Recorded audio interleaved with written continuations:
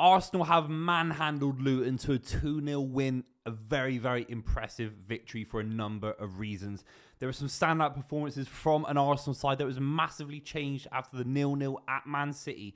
And this Arsenal side, honestly, honest to God, are in incredible form. They're in incredible form. I know it's Luton Town at home. There has to be context given to who they're playing at the Emirates. They should be decimating the likes of Luton every day of the week and a month on Sundays. But let's be completely real. There are results in there that could be banana skins. And Luton have got a very, very good record against the Big Six. In terms of their performances, they always match the Big Six, and eventually they haven't always come away, winners or even getting draws. But Luton have been fantastic against the Big Six, and Arsenal had a banana skin at the Emirates if they weren't focused. And Arteta picked completely the right side. We're going to talk about all the goals and the key observations for me while I was watching the game.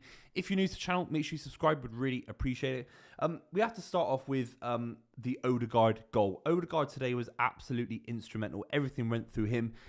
Obviously, when you win a league title, you're going to have to get the likes of Odegaard creating chances against all the sides in the bottom half that you have to play.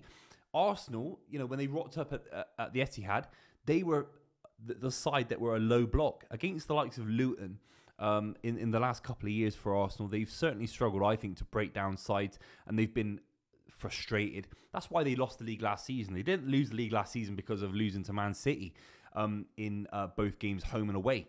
They lost the league because they couldn't break down the likes of Southampton and gave away silly goals and made things hard for themselves.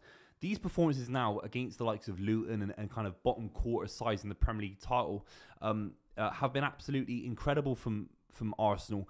Business-like and very, very professional. And the way Odegaard was linking up play, that he created so many chances for Arsenal. They could have had 3 or 4 really through Odegaard alone. I thought he was very, very good today, and he's been fantastic this season. I still have a bit of criticism for him against Big Six opposition. I really do. But sometimes criticism, I think Arsenal fans can certainly get a little bit defensive of Odegaard. Criticism comes usually with the understanding that there is the ability to be better. People slag me off on the YouTube world all the time, in the football YouTube world. I don't know if I can be better, but if I criticize Odegaard, if you criticize Erling Haaland, you criticize some of these players, you can sometimes do it because you realize they could be so much more. So I still want to see more from Odegaard against Big Six opposition, but today it certainly was his game. He was running things, and the way he finishes that first effort on his left foot, so hard. The amount of times that a ball come across your body and you can curl it, you can kind of hit most of the ball and try and aim roughly for the goal.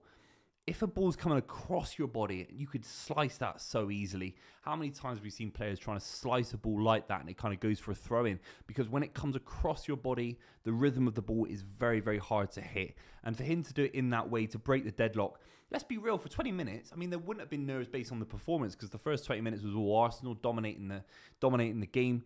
Luton certainly had breakaways, and obviously Morris, Townsend were fantastic, and a massive fan of Doughty as well, getting down the left flank at the Emirates. There were moments for Luton, and certainly in the first 30 minutes, Arsenal fans would have been worried because it's these kind of games where they're going to have to win. I think they're going to have to win from every game from now to the end of the season in the Premier League. Then they've got the Champions League to throw in as well. So for Odegaard to hit that ball clean like that, to break the deadlock and to ease pressure, absolutely huge. He's been instrumental this season. He really has. Again, criticism comes against the likes of Man City, against the likes of maybe the Chelseas of the world and the Man Uniteds. Have we seen enough of Martin Odegaard? Can we see more? Do we want to see more as football fans? I think that's certainly the argument. But the strike was pure. The strike was a top quality effort. Let's be completely real. Own goal from Hassi Oka, the Luton defender, who actually was decent today, I thought. Very energetic in that kind of back five that they had going on for Luton Town. This was all Emil Smith-Rowe. I think the ball actually gets played into him from Odegaard, I think. But Emil Smith-Rowe in particular, running down that kind of left flank, and I think he nutmegged someone to get the own goal as well. I'm a massive fan of Emil Smith-Rowe. If it wasn't for injuries, he'd be in his kind of career trajectory where he'd be getting on the plane for Germany. No question about it. He's so technically gifted. Great to see him play about 87, 88 minutes in this game before he got substituted. This has been a beautiful opportunity. We'll talk about the goal in a minute, but this has been a beautiful opportunity for Arteta to realise that he's a little bit far along in his managerial career now. He knows Arsenal inside out. He knows his squad inside out. He's been given tenure from the Arsenal owners in a way that maybe some football fans wouldn't think he deserves. And that is a debate for a different video.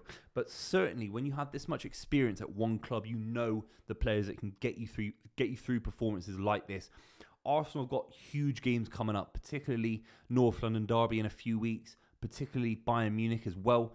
So if you play Luton at home, you have to rotate. And they didn't do it last season against Sporting Lisbon, where the likes of Odegaard and Saliba, these guys were picking up little knocks and little strains in games where you didn't need to play full strength 11 in these kind of lesser games. With all due respect to Luton, Arsenal should be able to beat Luton at home with a B side. And certainly there were players that you could constitute being substitute players, fringe players that wanted to come in and kind of create momentum for themselves. Because don't forget, the Arsenal lineup that we've seen for the last, 8 weeks, 12 weeks since the start of the new year, very, very reliable. We know the back four with Kirill, preferred to Zinchenko, David Raya preferred to Ramsdale, the likes of Jorginho preferred to Partey since he's come back from injury.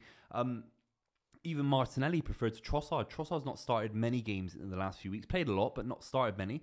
Even Reece Nelson coming in for Saka as well. So it's not just about bringing in second-rate, or not second-rate, but kind of the string players that are on the outside of the squad, but it's about galvanizing a squad that all want to come in and all want to prove themselves. So it wasn't just about rotating just for the sake of it, but actually bringing in fresh energy, fresh ideas.